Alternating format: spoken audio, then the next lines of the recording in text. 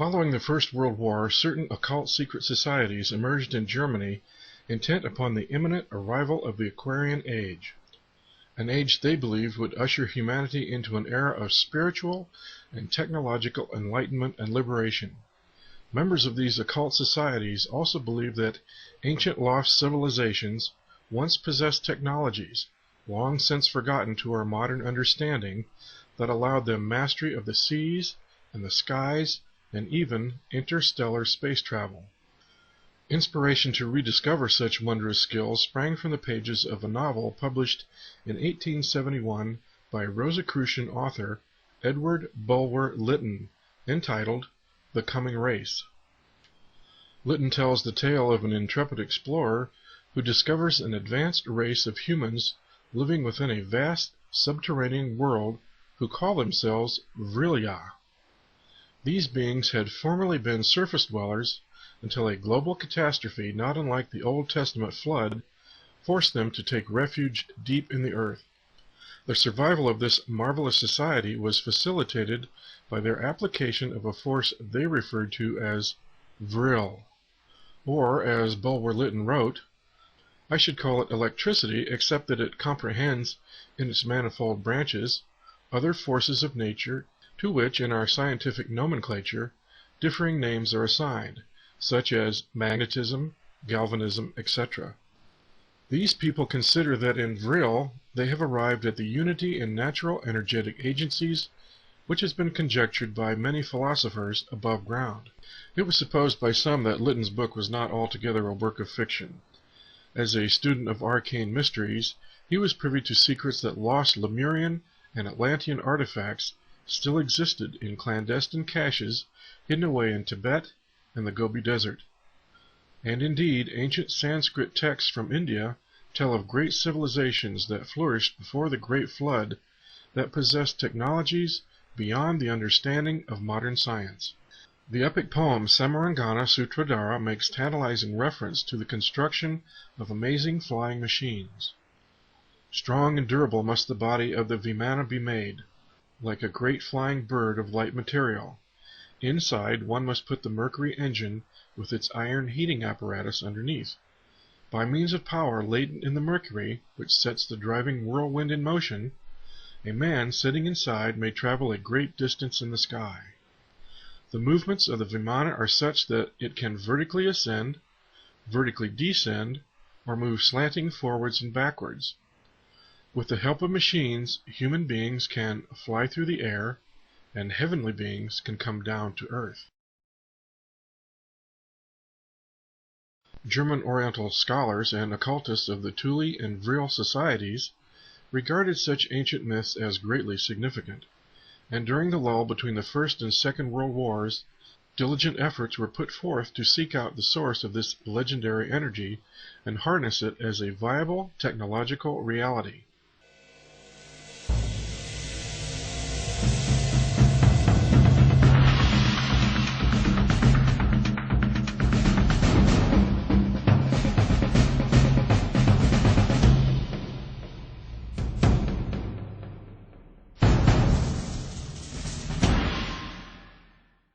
Initiates of both the Thule and VRIL societies were determined to develop an alternative science and alternative technologies based on principles possessed by the great lost civilization of Atlantis, a spiritual dynamo technology superior to the mechanistic notions of modern science.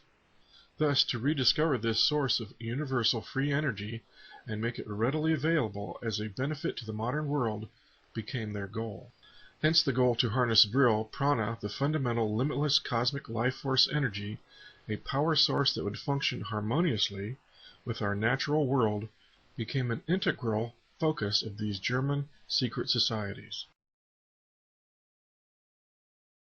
At the very heart of the VRIL legend was a striking beauty named Maria Orsic. This gifted medium was leader of the VRILerinnen, a team of psychic girls serving the VRIL Gesellschaft, who characteristically wore their hair in long horsetails, contrary to the popular bobbed hairstyles of that era. The ladies of the VRIL actually claimed their occult contact with beings from beyond. Presumably through a telepathic form of automatic writing, Maria Orsic made contact with an off-world civilization which was offering just the kind of alternative technology the German secret societies were looking for.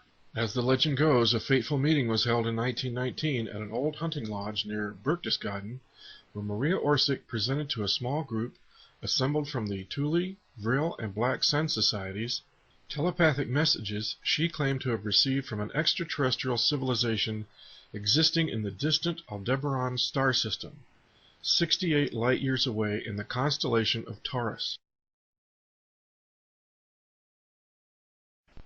One set of Maria's channeled transmissions was found to be in a German secret Templar script unknown to her.